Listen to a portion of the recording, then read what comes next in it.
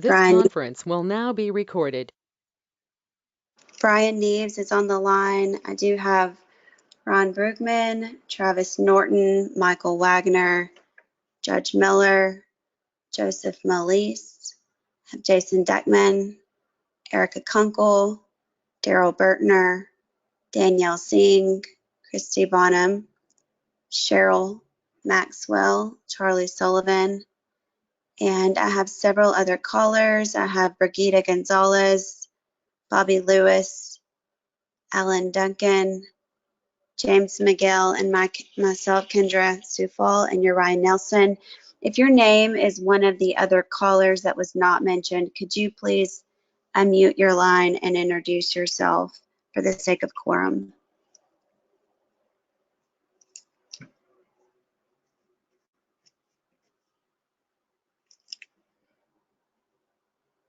Otherwise, Uriah, we are good to go. Fantastic. Thank you, everybody. I know we had anticipated having this meeting at the COG, but due to recent COVID events, we've decided to, and out of an abundance of caution, decided to keep meeting in a virtual environment for now until some things have changed or it's slowed down. So with that being said, I'll go ahead and call this meeting to order and then move into agenda item 2, which is opportunity for public comment. Is there anybody on that from the public that would like? Seeing none, I will move into agenda item 3, which is a staff update. James, are you there?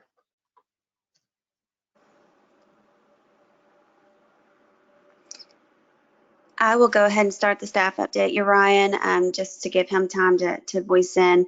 Our meetings for the next month of August and September are there on your screen. We also have policy board next week on July the 15th.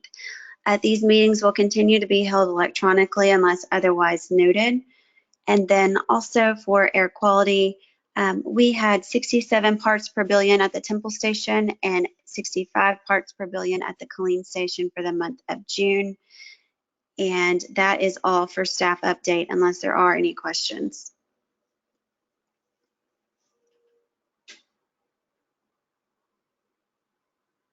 Just a reminder, if you have questions or discussion for anything, feel free to unmute yourself or you can enter a message in the chat box for staff.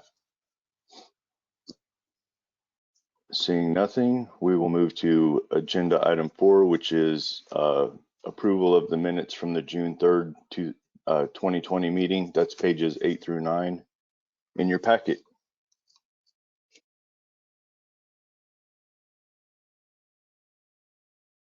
Is there any discussion or does anybody have any questions on the minutes?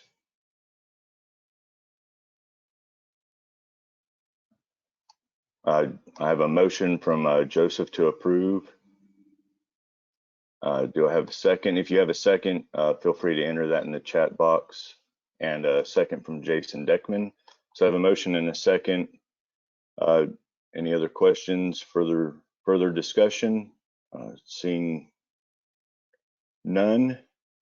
All those in favor, if you just type yes into the chat box.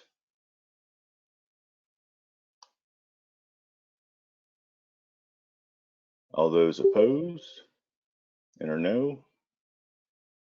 Now it looks like that motion carries unanimously, and we will move to agenda item 5, which is discussion and action item regarding the final thresholds for environmental justice areas.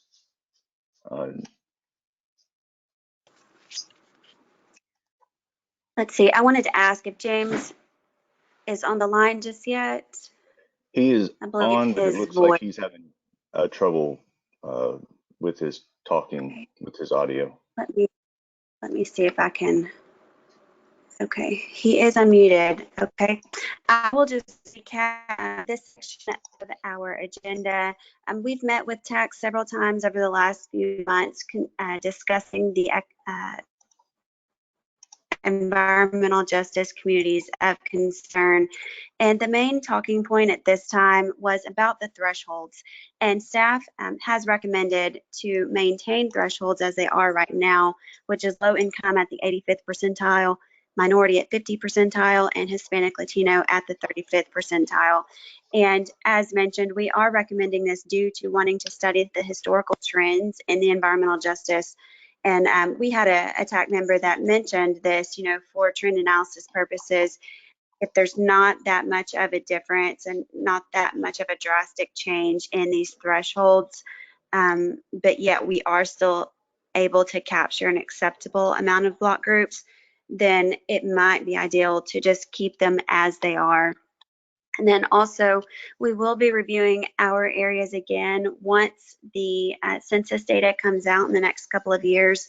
So we'll have time at that point as well to see the most updated census block data to where we can adjust these thresholds again. So at this time, unless there are any further feedback from the TAC or any opposition, which we did not receive much feedback from the TAC in previous discussions, any questions that we did have, we did explore those data sets and answer those questions, but there was not great opposition towards maintaining the current thresholds. But again, it is still up for discussion if there are any questions. If not, staff would recommend keeping the threshold at the current designated sets of 85% for minority, 50% Hispanic, Latino, and 35% for Hispanic, Latino, 50% minority.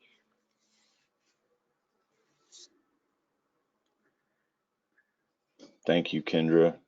Are there any questions on the environmental justice communities of concern?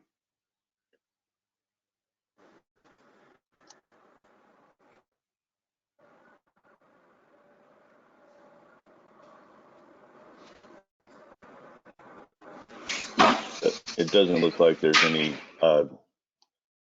discussion or questions. So with that, I can I'll entertain a motion to recommend approval of the thresholds: low income 85th percentile, minority 50%, Hispanic, Latino 35% for environmental justice communities of concern.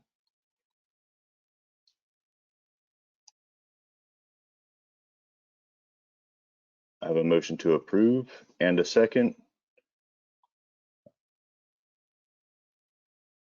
Commissioner Lewis, it looks like Judge Miller beat you to the second by about a half a second. So I have a motion from Jason Deckman to approve, a second by Judge Miller.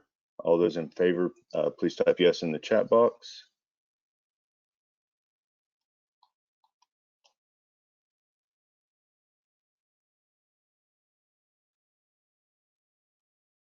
And all those opposed, enter no. And that motion carries. Thank you. And we will move to our next agenda item, number 6, which is discussion and action item for the Texas NHS update and recommendation to approve the NHS Resolution, which is pages 14 through 27 in your packet.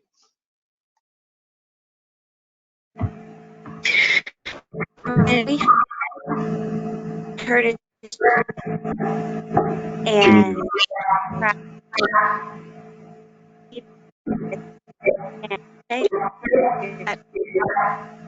on this section of Hey, Kendra, I'm not able to hear you.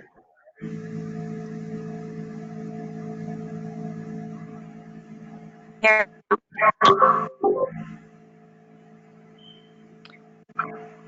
Ryan. I'm here. I just can't hear. Yes, ma'am. Okay, sorry, I thought it was feedback on mine. We do have Jones and Travis here from TPMPO, who will be giving an overview of this section of the Texas NHS. And just to give a brief history, back in 2019, we brought the item to TAC, and we'll be going over some of that historical information just to kind of bring their awareness back up to date. But first, I want to let Curtis Jones jump in and kind of give an overview of the purpose of this, as well as kind of where we are today, the progress made, and we've got some information again in the packet that will help the TAC understand how it affects our region specifically. Curtis, are you on the line? I am. I'm on the line. Can everyone hear me? Yes, sir. Okay. Good morning, everybody. I'm Curtis Jones with TPMP at TechStop and the project manager for the NHS Yes, reevaluation we study. can. Thank you. Okay, for the reevaluation study. This is an effort that we've been going on for a while. Because of our current transportation bill, it charges us to clean up the NHS and for all the MPO areas, and that's what we're attempting to do with this particular study. I have my consultant on, Travis Norton, who has a presentation or who has some information he'd like to share with the board. So, Travis, you can present what you have for to the board. Hi, everyone. Yeah, I've prepared a brief presentation that I can share with everyone, but I'm not sure how to share my screen on this one.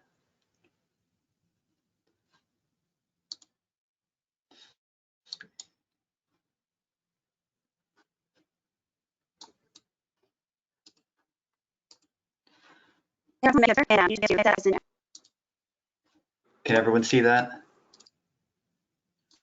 Yes, sir. Yep. Okay, great. Thank you. We can. Thank you. Okay, great. Yeah, as Curtis said, thanks for letting us present these final recommendations to you today.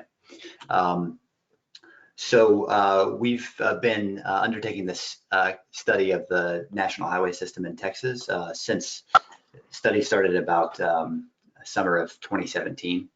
And we brought some initial findings to the NPO based on that study back in January of 2019.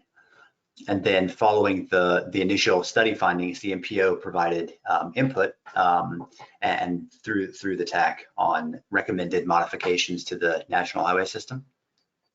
Following the receipt of that input, we coordinated a kind of a supplemental review of those recommendations with the FHWA Texas division and produced some final recommendations to modify the NHS. These are consistent with what the NPO and the TAC recommended. And so just a little bit of background on the study itself. We took a look at federal guidance on NHS inclusion. We used roadway performance data to support our evaluation. And then we also looked at the way that various facilities for inclusion or removal from the NHS performed in terms of providing regional mobility. So based on the study findings and the recommendations from the NPO, we're advancing 2 removals from the NHS in the NPO area, 2 removals of main NHS corridors in the NPO area, and then the removal of 2 intermodal connectors from the NHS. So these are consistent with what the NPO requested. There are some requests that were deferred at this time, and that the NPO can take up at a later date if desired. And the next steps for this study would be for the TAC to approve the modifications, and then for the policy board then to pass a resolution supporting the modifications, which would then go on to Federal Highway Administration to make official changes to the national highway system.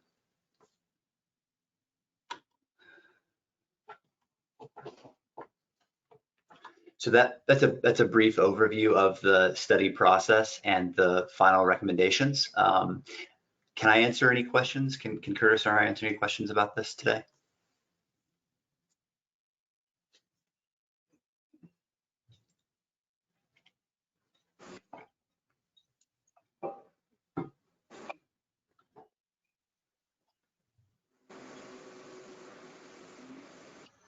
Hey, Travis, this is you, Ryan. Hey, Ryan. So let me just get this correct. Those removals were basically data driven, correct? Yes, yeah, it And was so, found that so the one big aspect of the study was with the MAP 21 federal transportation legislation back in 2012. A lot of roads were added to the NHS based on their principal arterial classification. There was no review of those additions. They were added fully to the system. And that created a lot of miles that are on the NHS that don't actually meet the goals of the National Highway System, which are to provide long distance regional mobility.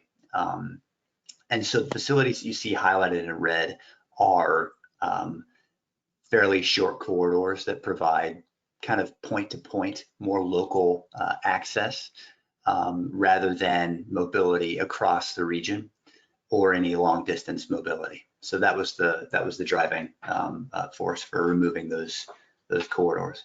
The intermodal connectors, that's a piece of the National Highway System that was added to serve major intermodal facilities. So kind of last mile connections between main NHS roadways and facilities that serve intermodal traffic. And the Federal Highway Administration has a set criteria that those facilities have to meet to be added to the system. And part of our review, we identified that what was previously known as Killeen Municipal Airport, and I believe is now known as Skylark Airport, as well as Drought Miller Airport, don't meet the passenger or freight criteria established by FHWA for inclusion in the system. So that's why the intermodal connectors to those facilities are being recommended for removal. okay, and then later, should we have data that supports they can be added back on? We can make a request to have them added back on. Correct. Yes. At any point, the MPO can advance additions of these facilities or any others should data be available to support the additions. Thank you, sir. Okay, and I'm going to share this screen back to the meeting packet. And again, this information is in your packet for further review. I will draw your attention to this page. This is what was brought to the MPO back in the spring of 2019. And this is kind of that red-green color chart where the first two items, KTMPO, if you look on that far right column, it does recommend removal from the NHS. This is where the study team is honoring our desired action to remove those. And but the other items, as far as adding onto the NHS or those are being tabled at this moment. And so in your meeting packet towards the end of the section, let me get there, there is a resolution 2020-05 that we are recommending for approval or revision. We can revise this as well for policy board approval next week. And so this basically says to downgrade from principal arterial to minor arterial the following corridors, and the removal of the following facilities and connectors on the next page as well, which is the two intermodal connectors. So if there are any questions about the resolution, these study findings, how we can move forward with making future changes, myself or Curtis Jones and his team can answer those questions at this time.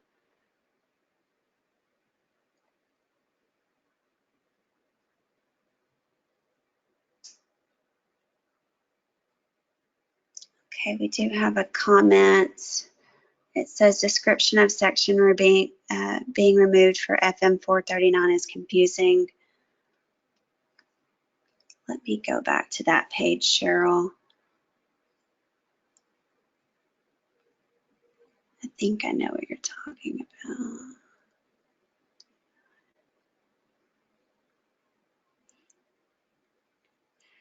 about. Cheryl, are you referring to the justification, the statement of justification for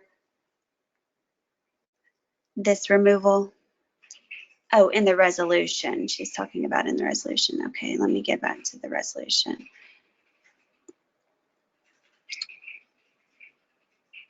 Let's see, FM 439 between US 190 and 439. That may have been a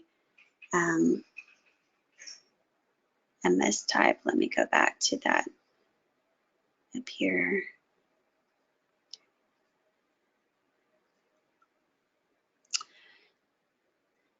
Curtis, would you like to clarify the limits here for the route of FM 439, the from and to limits? I think that is the question that one of our board members is having.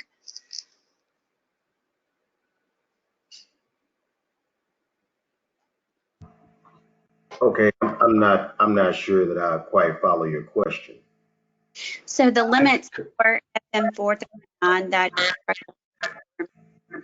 Okay, you're breaking up really badly. I can't even hear you. Can you hear me, Curtis? Hello? Hi, Curtis, can you hear me? Okay, but yeah, you're breaking up really badly though. Hey, Kendra and Curtis, I can jump in on this one, if that's okay. I believe that there was a question about the designation of that facility. Looking at it on the map right now, I believe it actually should be designated as FM 2410. And so I think that the documentation just needs to be updated to reflect that the facility being removed is FM 2014, or it could be the designation of, and maybe the district can provide some insight on this. Maybe the designation of FM 439 continues to the east at the north limits of the corridor. This is Jason Deckman. Yeah, 439 continues east. Okay, pause right there on that map. So you're just taking away this north-south segment of FM 439. At that intersection to the north, to the east or the right, that continues as FM 439. To the left is Rancier Avenue. And then on the bottom, that's Business 190 or Veterans Memorial. FM 2410 is even, it's different location from there. So I would say the extents would be Rancier to Business 190 or vice versa. That may be a little bit more clear, because I remember when this first came up, I was under the impression that it was the full section of FM 439, all clear. It goes clear to Belton from Killeen. I was kind of confused initially that it was the full roadway, and it's not. It's just this little, what is it, a mile segment, maybe less.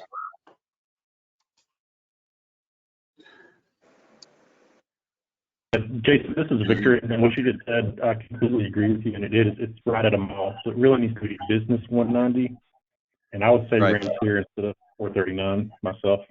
Yeah. Yeah.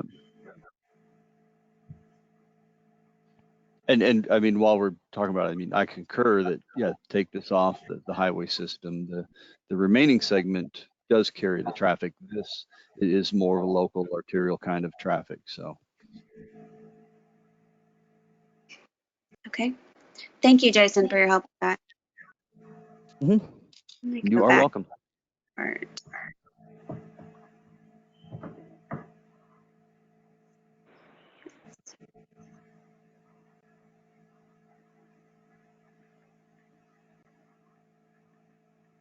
Okay. Are there any further? So just to be clear, what the resolution should say Is FM 439 between Business 190 and Rancier? Is that the correct description? That clarifies it. It's not US 190. US 190 is actually I-14, and 439 doesn't go down to I-14. So it needs to be Business 190 for sure.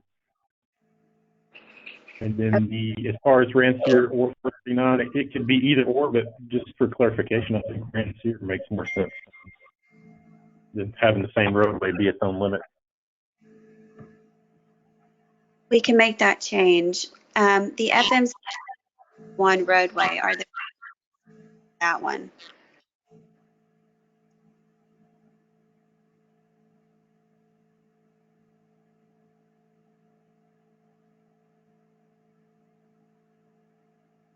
Okay.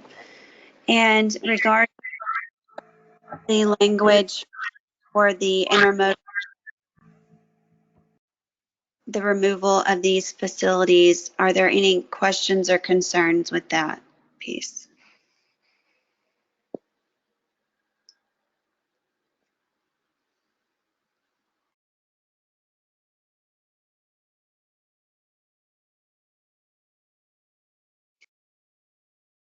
Ryan, it looks like the resolution, the only revisions that we will be making is to FM 439 between Business 190 and Rancier Road. That clarification will be made. I did not hear any other requests for revisions. Okay. Kendra, I did want to point out one other piece that I noticed here. When we were originally developing these materials, we had tagged in FM 1741, but it actually should read Avenue H in downtown Temple. Okay.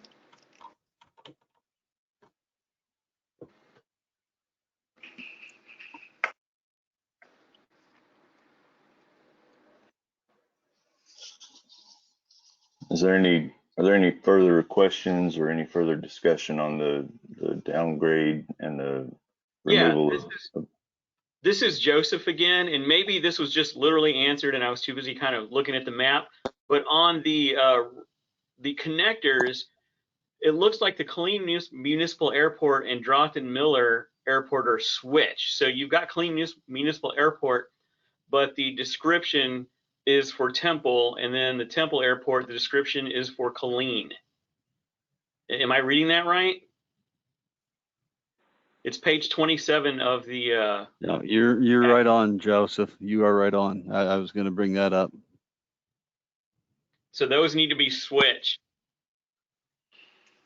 The names of the airport need to be switched on those descriptions. Those corrections will be made as well. Okay.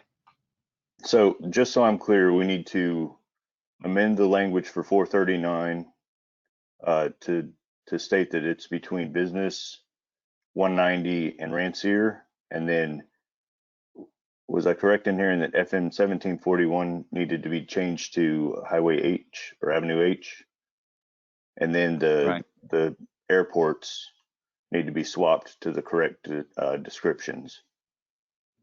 Yes.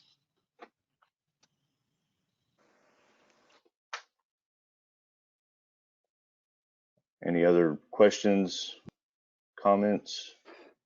Yeah, this is Jason Deckman. I've got a question for the intermodal connector. The highway itself, the state highway, remains on the national highway system. It's just not classified as intermodal connector between what's shown on the map between 317 and the airport. Is that, am I understanding it right?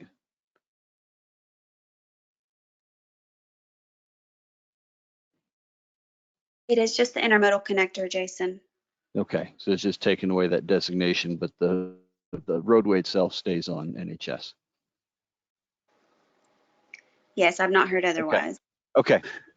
Sorry, no, I want to jump in here, and it actually will be removed from the NHS through that action. Just to clarify that.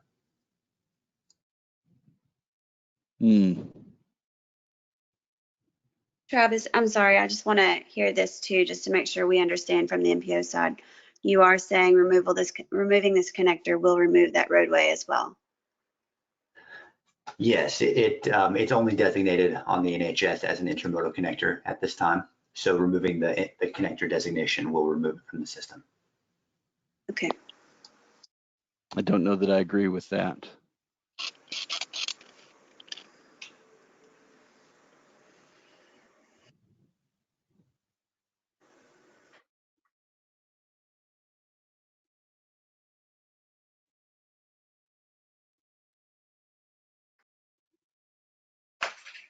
So Travis, just to clarify, and maybe this will help Jason, when all this first came down, we had some reservations about the removals of the connectors as well. And because the data didn't support it, that's why we made sure. That's why we made sure that Right. if we can get the data, we can submit to have it re-added back onto the system.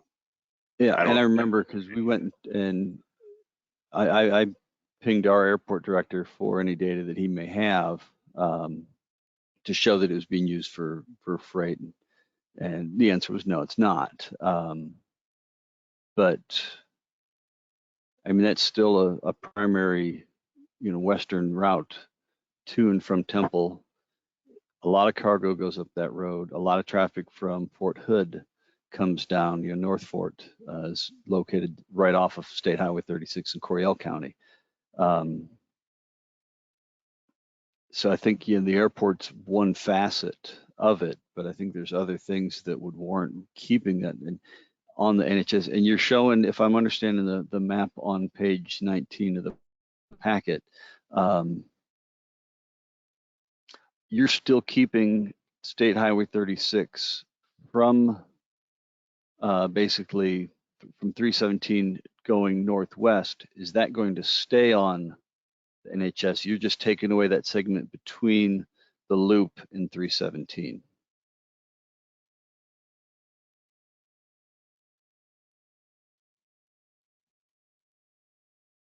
Right, that map there.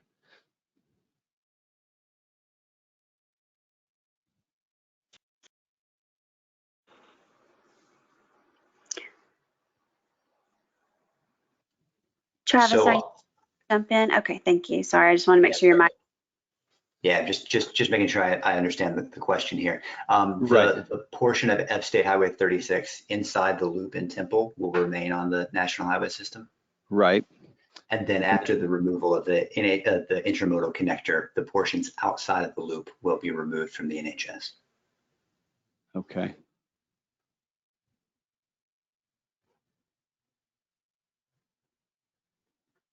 Victor, I'm curious what you think about that.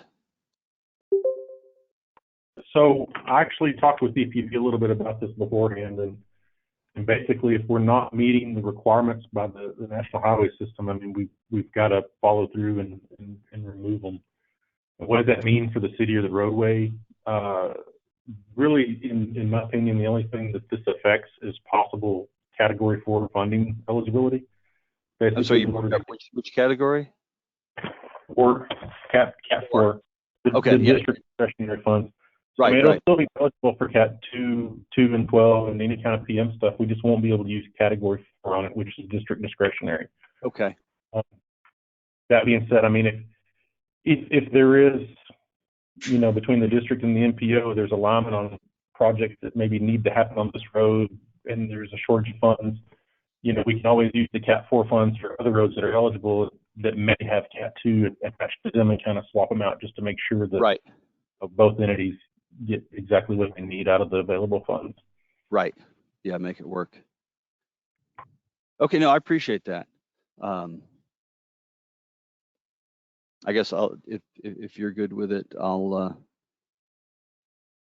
be quiet. And that's not to say we can't add it on in the future if conditions change. Right. And I think that's what they were alluding to earlier, as far as there's still other avenues to try to get this put back on or get additional sections put back on also. Right. No, and that I think that what you said about being able to strategically move the money around, make funding work. I think that was really where my concern was coming from. So.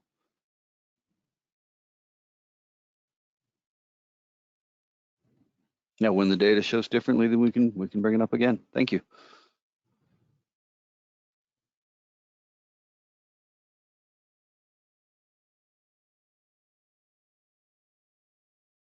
Are there any other questions or comments? Seeing none, I can entertain a motion to recommend approval with the changes that have been recommended from FM 439 between US 190 and 439, FM 1741 between SH 290 and I-35, and to swap the airports and the descriptors or descriptions.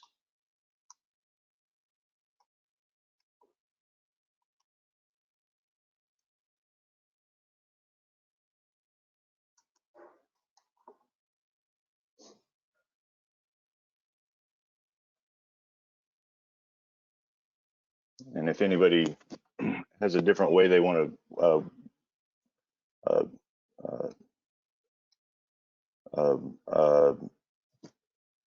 title the amendments. Okay, so I have a motion and a second.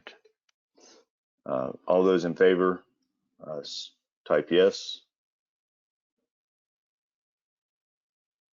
And all opposed, type no.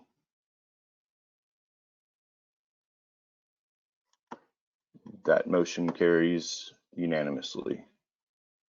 Thank you. And with that, we will move on to agenda item 7, which is a discussion item with Alliance Transportation Group for discussion on the future growth scenario study. That's on pages 29 through 38 in your packet.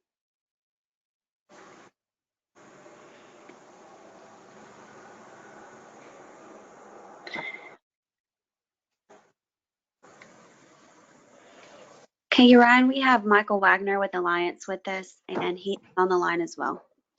Okay, thank you. Michael, are you, there he is. I am here. Are you able to hear me? Yes, sir. Thank you. All right. Well, good morning, everyone, and thanks for having me back. I am here to continue our discussion of the future growth scenario. There is a lot of information today, so it's all documented within the packet. So feel free to review it over the next few days and provide any comments should you have any. So last time I met with you, I presented what we proposed for development of the future growth scenario, and today I want to go over a few last items regarding the development of the scenario, and then I'll also want to present some comparative measures between the future growth scenario, the base forecast scenario of the KTMPO travel demand model, and I also want to go over a scenario that was developed based on the available land use plans of the local jurisdictions in the region.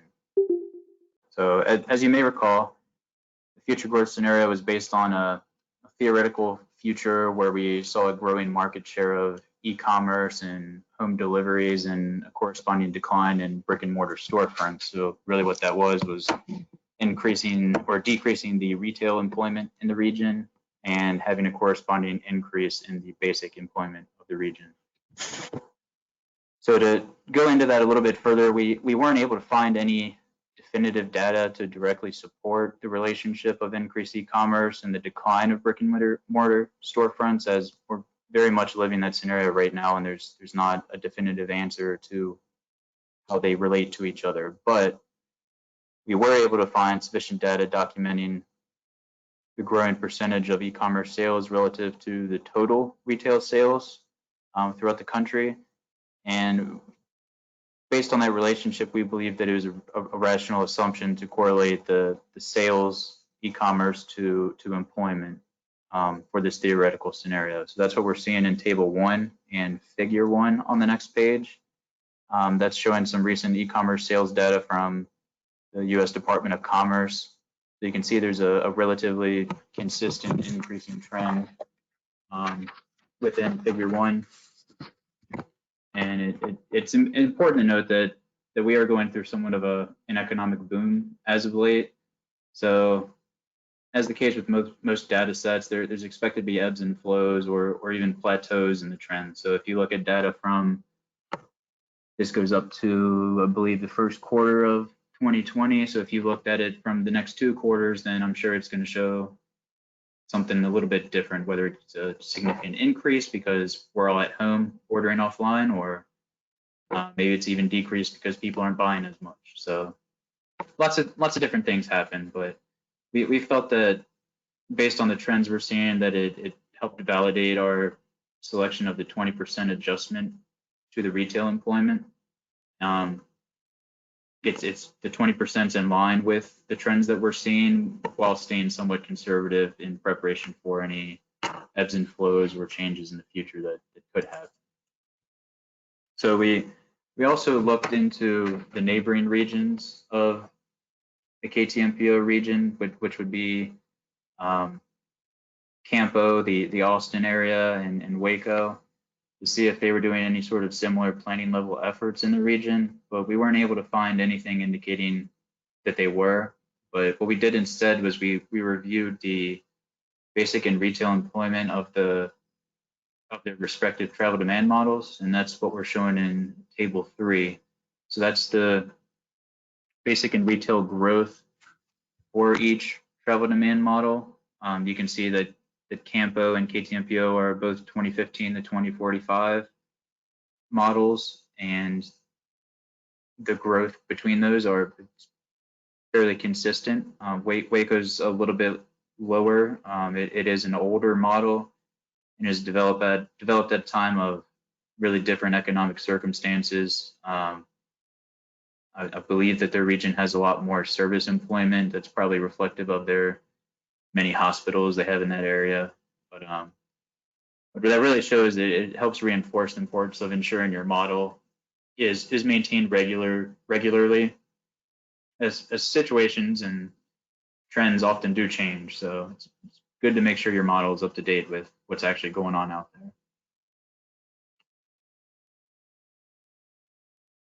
So in table 3 for KTMPO, that's the base growth that's shown in the model, with the standard 2045 scenario. With our future growth scenario, those numbers are going to change a little bit more. The basic growth is going to be a little higher, and the retail is going to be a little lower, but that's expected because that is the focus of our theoretical scenario that we're doing. So as a quick recap of how we estimated the future growth scenario, we sought to maintain the county level control totals. We were decreasing retail employment universally across the whole region, and we were increasing basic employment at logical locations dictated by large amounts of existing basic employment. We explored modifying the truck control total to simulate increased truck trips making these home deliveries, but we found that the model was actually developed to calculate the truck control total internally within the model, as opposed to being a manually defined user input. So we actually didn't make any modifications to the trucks of the model ourselves. So figure 2 and figure 3, these are just recaps. I discussed these last time, but figure 2 and 3 are showing the locations where retail and basic employment are being shifted. So in figure 3, what's important to see here, and this will play into some of the results that I'll show in a second, that we have a lot of basic employment that was reallocated to the northwestern portion of Temple. So just bringing that to everyone's attention so you can understand what's happening when I show the results of the next one, and then the next map. So if we scroll down a little bit more, you can see the other adjustments that we made to the future growth scenario were based on the feedback that you provided through the tool. That was a couple months ago. And then we had the reallocation of education employment. And we also looked into the environmental justice areas. So what's shown in figure 4, if we go down a little bit, these are the locations we identified as having a change in designation between the old EJ area dataset and the new EJ area dataset. So the blue is what was previously identified that's no longer included, and the red is what is newly added based on our EJ threshold. So what's important about the previously identified EJ areas is that most of these locations are actually within Fort Hood or along the waterways or other challenging terrain. So when considering that and reviewing the growth that was shown in those areas, we felt that there wasn't anything that needed to be changed. The growth was reasonable. There's only one zone that showed a significant amount of growth, and if you look at Google Earth today, then you can see it's being developed. So it makes perfect sense that there is, in fact, growth occurring there. And then similarly with the newly identified EJ areas, we felt that they also contained reasonable growth. There were a couple of locations that had high levels of growth, but they were primarily in vacant land, and we felt that they served the purpose of ensuring employment and housing opportunities were provided to the other surrounding EJ areas. So really there was one zone and then maybe 5 around it. One zone had a high growth rate, and then the other 5 that were around it didn't have much growth. So that one zone was representing the opportunities for the whole region of that grouping of zones. So we felt that was good. We didn't make any changes there. So with all that said, now we'll actually get into the results of running the future growth scenario. So in figure 5, that shows locations that had a change in volume as compared to the standard 2045 forecast scenario. You could scroll down a little bit to show that map fully. Thank you. So as you can see, the red lines indicate where volumes increased, while the blue lines show where volumes decreased in this. Again, that's the future growth scenario as compared to the 2045 standard forecast scenario. And the thicker lines indicate where there's a higher magnitude of change. So if you look at the northwestern part of Temple, there's a lot of red, which is indicating there's a lot of increased volume there. And that relates directly to what I was showing you in our map where we allocated the basic employment to that region, showing that our demographics were accurately reflected within this scenario.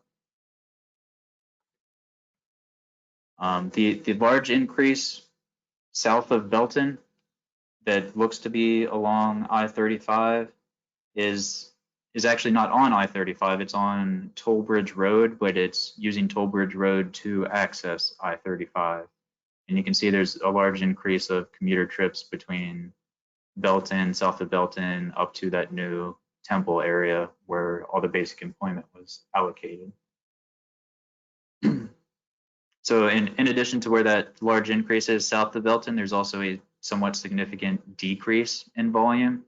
And really what's happening down here is through the online tool, we received comments that they felt the population was too low in one area and it was too high in another area, which more or less just shifted the location of a significant amount of population slightly more to the west towards I-35. So that's really what's driving that decrease and increase there. It's just the population shifting, but that reinforces the commuter trips that we're seeing. The housing locations changed, so they're being attracted to the new employment locations, which is northwestern part of Temple.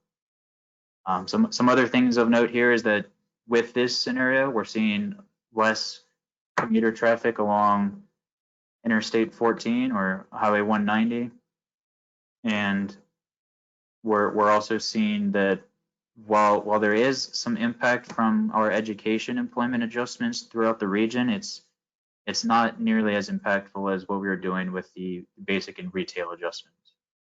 So we can go to the next slide. So we haven't talked about this for quite some time, but we did develop a land use plan scenario.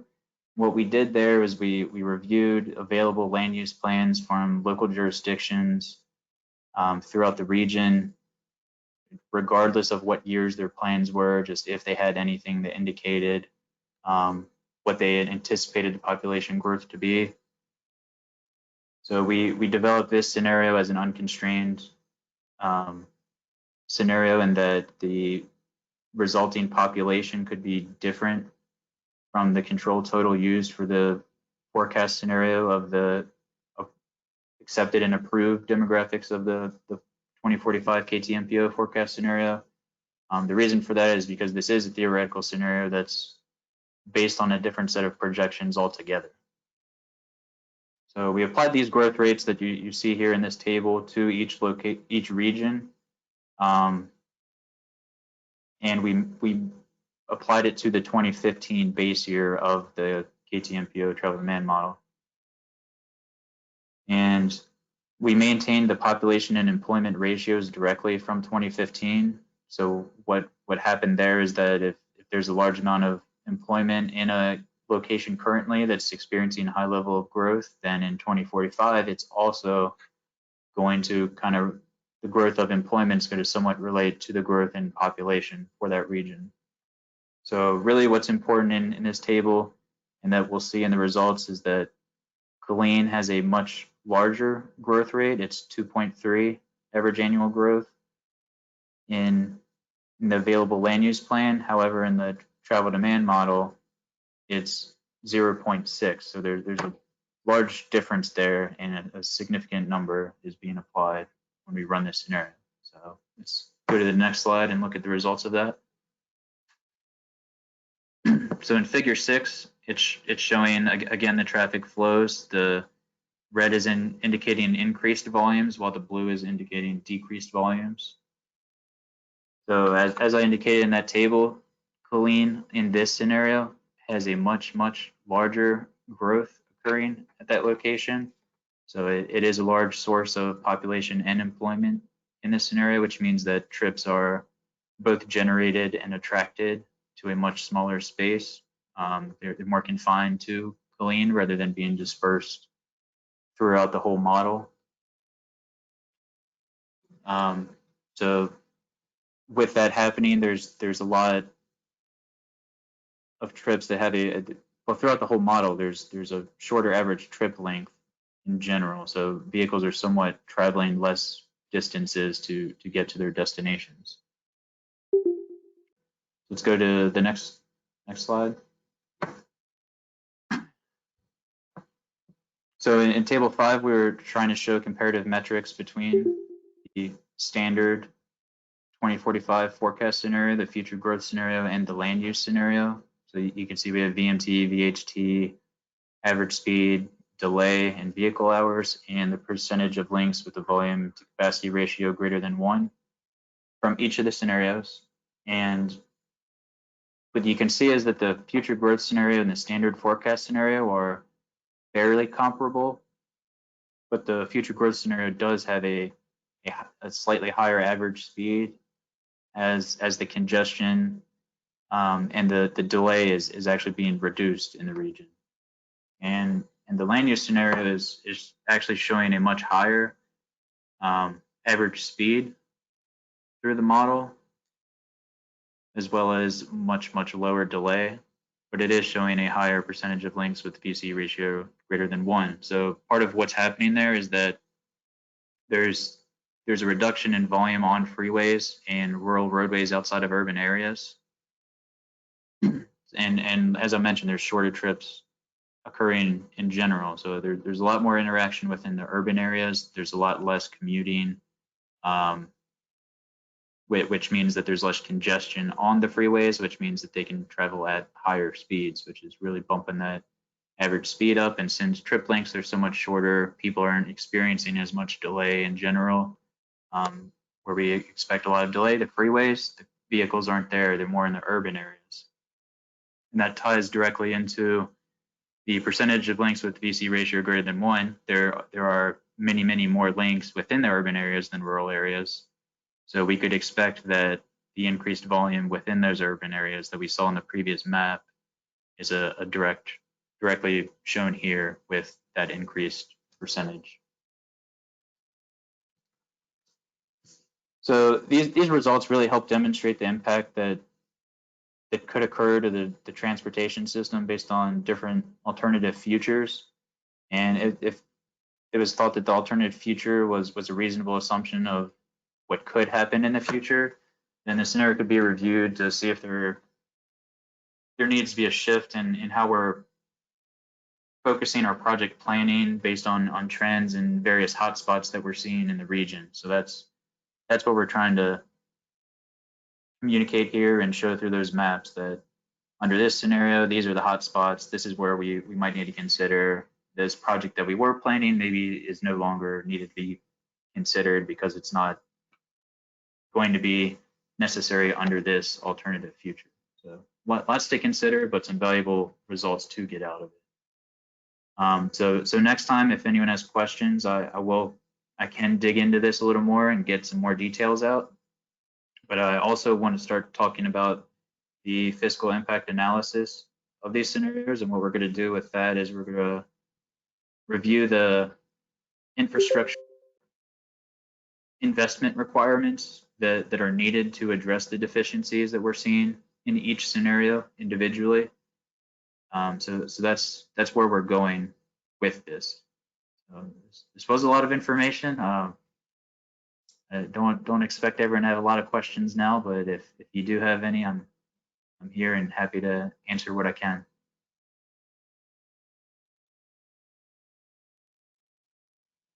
Thank you, sir. Are there any questions for Michael? Questions, comments, concerns?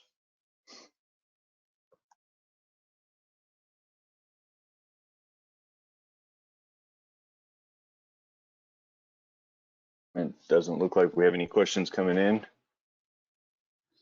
So we will move to agenda item 8, which is a discussion item for CDM Smith review of the KTMPO freight corridors. That's pages 40 through 47. And I believe we have Charlie Sullivan on the line to present on this.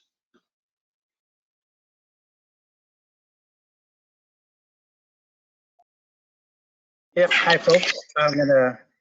I'm clicking on the share screen, but nothing's working. Charlie, let me release you.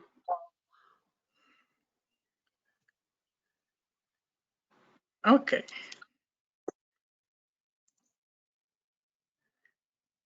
All right, we got it now.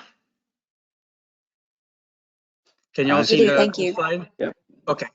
I will be quick, but if there's any questions later, if I go too quickly, just go ahead and put it in the comments. I've got that open.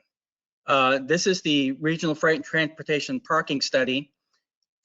And y'all all know you participated in this, but the Texas statewide truck parking study was just complete, has some nice information.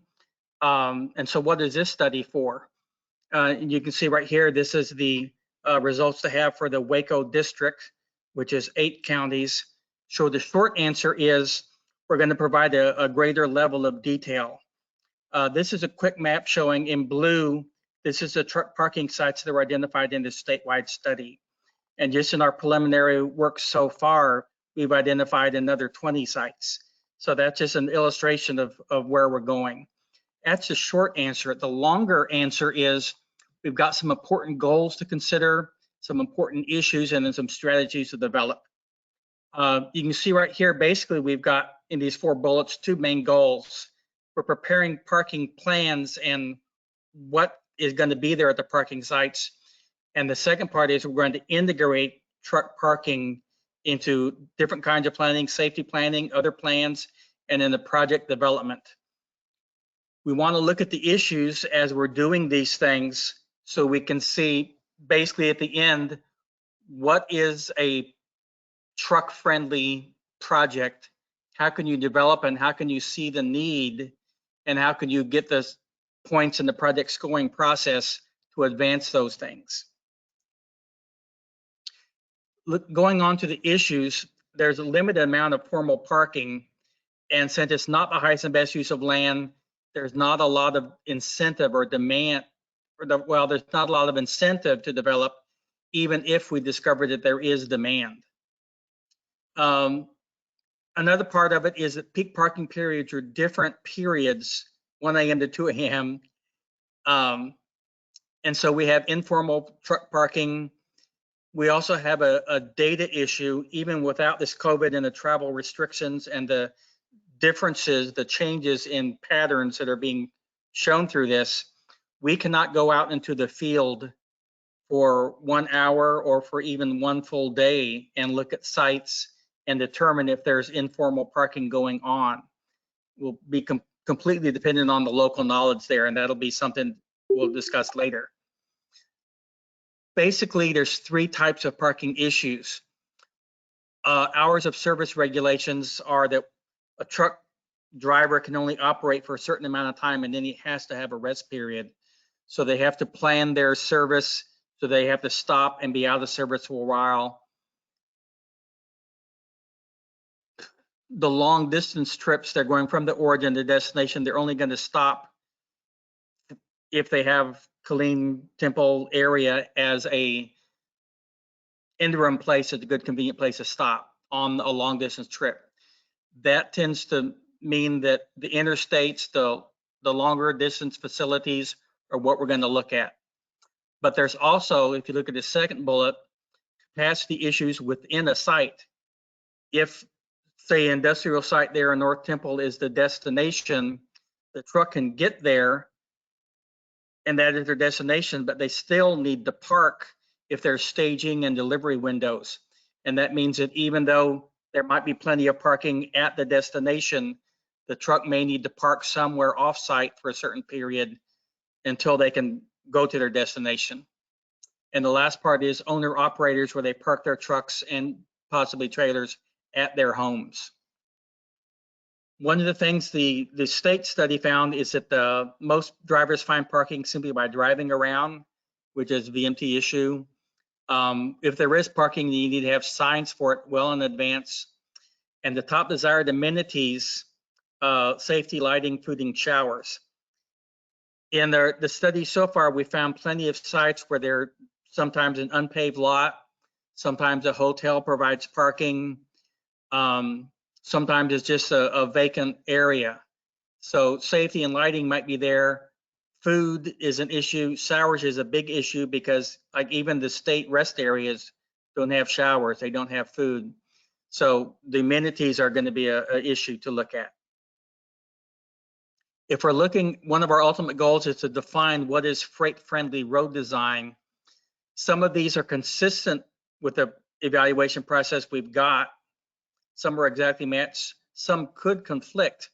As we're looking at multimodal operations, we're looking at transit and bicycle, looking at complete streets, friendly streets. Wide lanes is absolutely against what complete streets are doing because they increase travel speeds.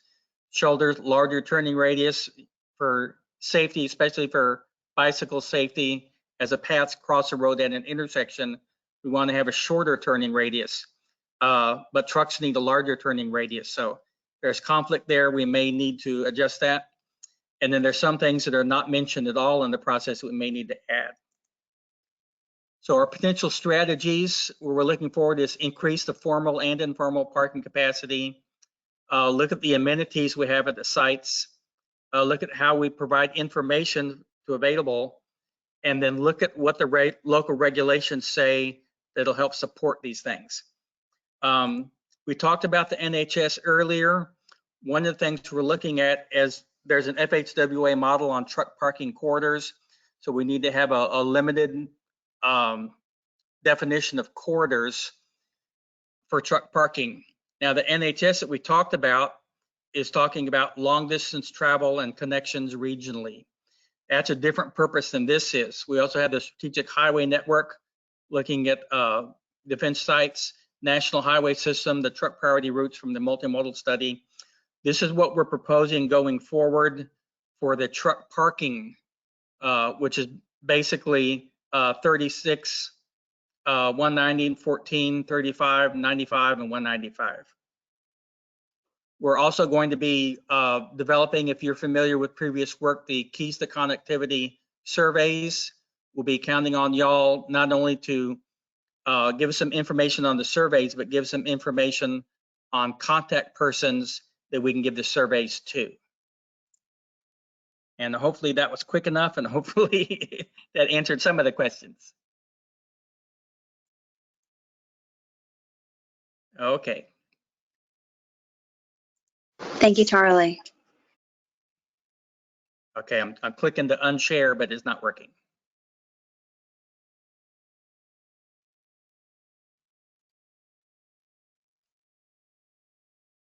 Wunderbar. Okay, does anyone have questions on that?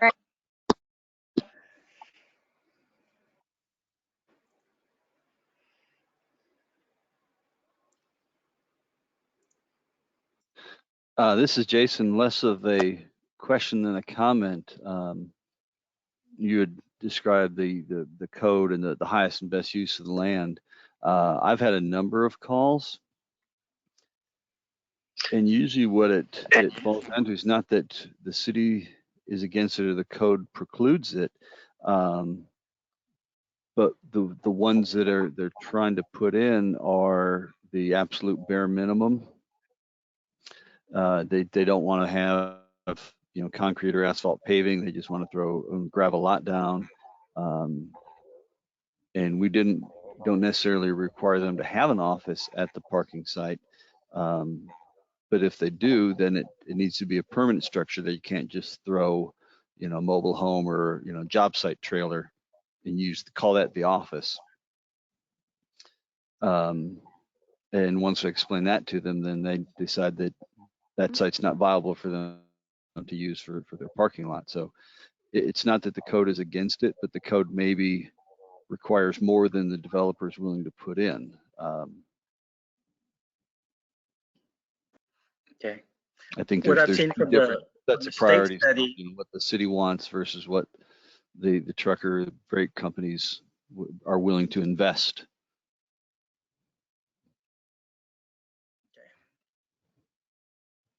and this is talking about a permanent formal lot. Correct. Okay.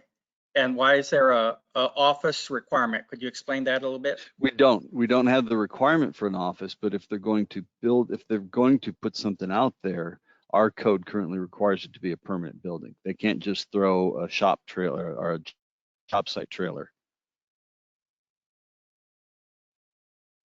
And a lot of these, for whatever reason, the different developers that have called me when we explain that, yes, you can put an office, you can have restrooms or showers or whatever they need, but it just needs to be a permanent structure, and they balk at that. They don't give a good, clear reason why, but once I explain it, they thank me for my time, and then there's no applications to develop that site. Okay. What was mentioned in the state study is that was mainly referring to owner operators parking their trucks at their homes. Mm-hmm. To your knowledge, are there regulations about that? The study says that some cities did, but they weren't enforced. I would have to go look at our code and ordinance to find out if that's something that we prohibit or regulate in some way. Okay. But basically, that'll be one of the things out of this study is we're going to examine that and see what the issues are and if they are issues. Right.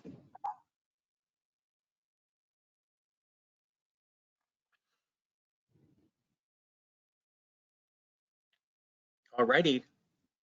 10:41, and that's all from me. Thank you, Charlie. Thank you. Are there any other questions for Charlie?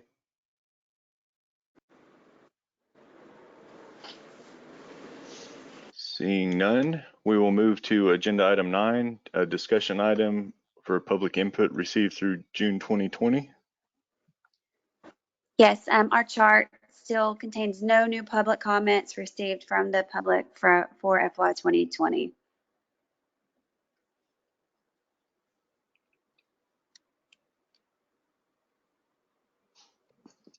Thank you.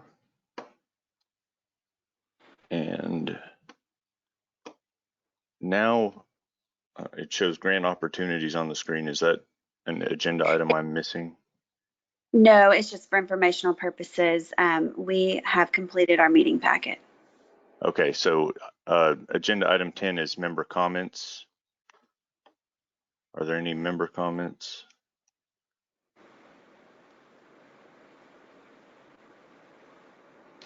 This is Jason. Question of whether there's going to be a project call, what the potential timeline. I know we had been talking about all the project scoring criteria, and that would drive into that discussion. But if there's a TBD timeline on the next project call.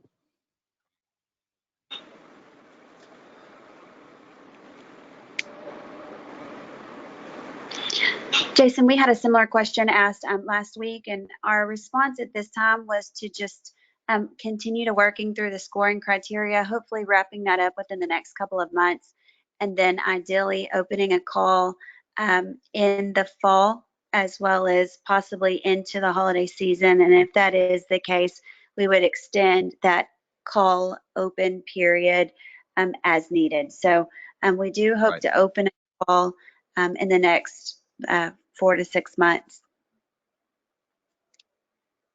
Okay, thank you.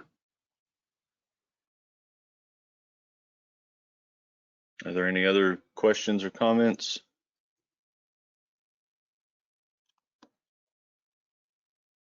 Seeing none, I will adjourn the meeting. Thank you, everybody.